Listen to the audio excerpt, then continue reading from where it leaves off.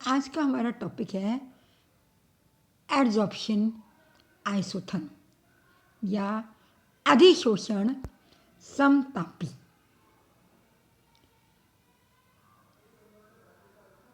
अधिशोषण जो है, मैंने आपको बताया था, ये गैस के दाब, गैस के तापमान और अधिशोषक की प्रकृति पर निर्भर करता है। इसलिए हम कह सकते हैं कि अधिशोषित गैस की मात्रा फलन होती है, फंक्शन होती है किसका? प्रेशर और टेम्परेचर का। Adsorption depends upon pressure and temperature of a gas and adsorbent. This adsorbed amount of a gas is a function of temperature and pressure. तो हम कैसे लिख सकते हैं? A यानी amount of the gas adsorbed is a function of pressure and temperature. यदि हम ताप को स्थिर रखें और दाब को परिवर्तित किया जाए तो ए और पी के बीच में एक ग्राफ प्राप्त होता है जो कहलाता है अधिशोषण समतापी वक्र। यदि ताप को स्थिर रखा जाए और ए और पी के बीच में ग्राफ प्लॉट किया जाए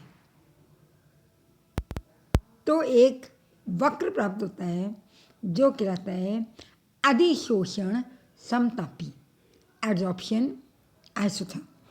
if temperature is kept constant and pressure is changed, then the graph plotted between A and P is known as adsorption isotherm. अब अलग अलग वैज्ञानिकों ने अलग अलग समीकरण दिए इस आइसोथर्म या अधिशोषण समतापी को समझने के लिए। इनमें से सबसे पहले है फ्रेंडलिच एड्जॉर्प्शन आइसोथर्म, फ्रेंडलिच अधिशोषण समतापी, फ्रेंडलिच अधिशोषण समतापी। फ्रेंडलिच ने प्रयोगों पर आधारित एक एम्पिरिकल मीन्स अनुभविक समीकरण प्रतिपादित की जो फ्रेंडलिच अधिशोषण समतापी के नाम से जानी जाती है। Freundlich proposed an empirical equation based on experiments known as Freundlich adsorption isotherm. ये केवल अनुभव के आधार पर बनाई गई एम्पिरिकल समीकरण है। क्या? x upon M is equal to K P की power 1/n। x upon M is equal to K P की पावर 1/n, जहाँ n जो है वो ग्रेटर देन 1, n 1 से बड़ा है। अब यहाँ क्या है? x जो है वो है अधिशोष्य की मात्रा, अमाउंट ऑफ एब्जॉर्बेट। m है अधिशोषक की मात्रा, अमाउंट ऑफ एब्जॉर्बेट। p है दाब या प्रेशर, और k और n नियतांक हैं, स्थिरांक हैं, कांस्टेंट हैं जो कि अधिशोषक और अधिशोष्य की प्रकृति पर निर्भर करते हैं। K and N are constant which depends upon the nature of absorbent and absorbate। प्रकृति पर निर्भर करते हैं किसकी? अधिशोषक और अधिशोषी की। अब यदि समीकरण 1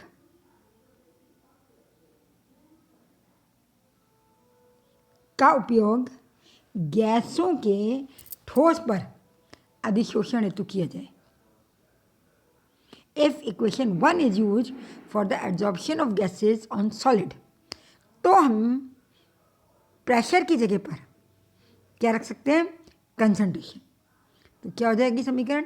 x/m इज इक्वल टू के सी की पावर 1/n। सी क्या है? Concentration of solute in grams पर लीटर, विलेय की सांद्रता ग्राम्स प्रति लीटर में। अब यदि हम समीकरण 1 और 2, एक x/m is equal to K P की पावर 1/n, पी की पावर 1/n, और x/m इज इक्वल टू के सी की पावर 1/m। समीकरण 1 और 2 इनका लॉग लें तो देखिए क्या हो जाएगा?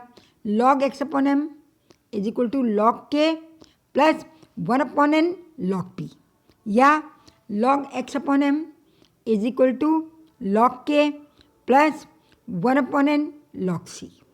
ये हमारी समीकरण 3 और समीकरण 4। अब देखिए ये जो समीकरण 3 और 4 हैं, ये सरल रेखा की समीकरण है। y is equal to mx plus C. y है log x/m, y is equal to mx, x है log p, और m की जगह 1/c, 1/n plus c, c की जगह log k। तो यदि हम ग्राफ प्लॉट करें, किस किस के बीच में ग्राफ प्लॉट करना है हमको? x एक्सिस पर हमने लिया log x/m और y एक्सिस पर लिया log p। तो हमें स्ट्रेट लाइन, सीधी रेखा प्राप्त होगी, और इस रेखा का जो ढाल है, स्लोप, वो 1/n के बराबर होगा, और इस रेखा द्वारा y अक्ष पर काटा गया अंतःखंड log k के बराबर होगा।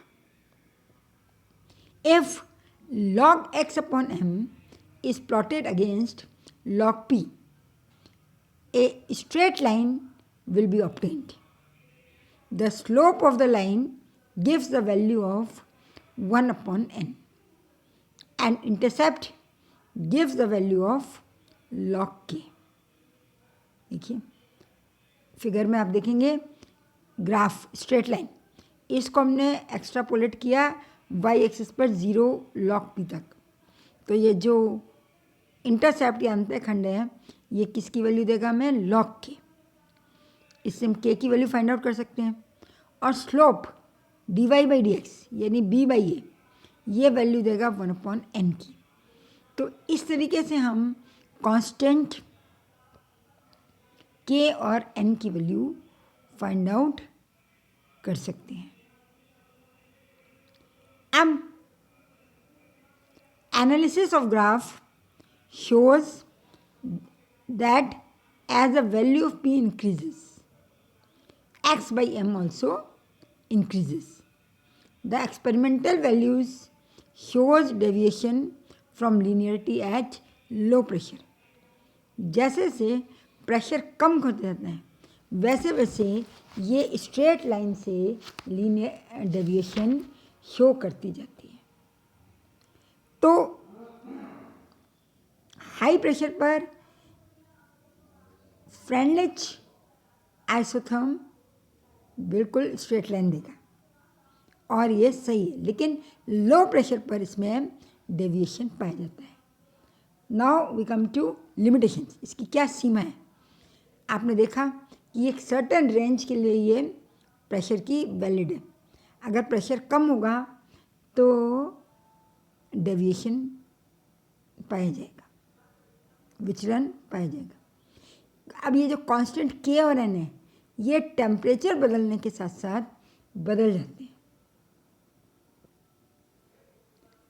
थर्ड वन इज, ये पूर्ण रूप से आनुभाविक है, मतलब एम्पिरिकल है, इसका कोई सैद्धांतिक आधार नहीं है.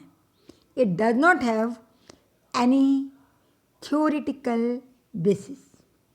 तो ये था हमारा फ्रेंडलिच अधिशोषण समतापी, Freundlich adsorption isotherm. Next lecture में हम लोग पढ़ेंगे लैंगम्योर अधिशोषण समतापी या लैंगम्योर एड्जॉर्प्शन आइसोथर्म. इसकी कमियों को दूर करते हुए लैंगम्योर ने नया आइसोथर्म या समतापी प्रस्तुत किया, जिसको हम नेक्स्ट लेक्चर में डील करेंगे. Thank you.